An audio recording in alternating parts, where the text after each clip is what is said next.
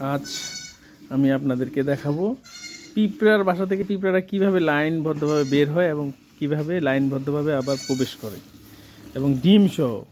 আমরা তো শুধু আমাদের 10 কেজি 20 কেজি বা 30 কেজি জিনিস নিয়ে চলাচল করতেই তো অসুবিধা হয়ে যায়, কিন্তু পিঁপড়ারা কত সুন্দর তাদের শরীরে ওজনের থেকে বেশি জিনিসপত্র নিয়ে নড়াচড়া করে এক স্থান থেকে আরেক স্থানে যায়। তো আপনারা দেখেন পিঁপড়া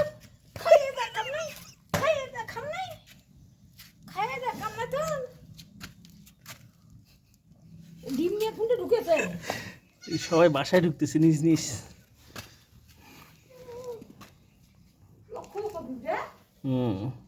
লক্ষ লক্ষ পিঁপড়া ডিম নিয়ে কোনটা ঢুকেছে এরা?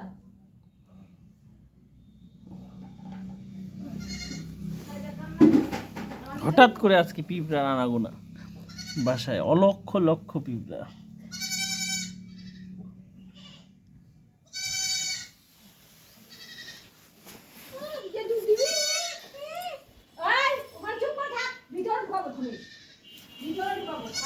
এই ধান ধান বের করতে যাই দেখা গেল এই পিঁপড়া।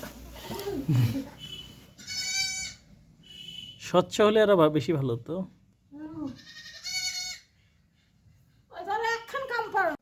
আমাদের শিকু কাশ্মীরি আপেল খাচ্ছে। কেমন লাগতেছে মা আপেলটা খেয়ে?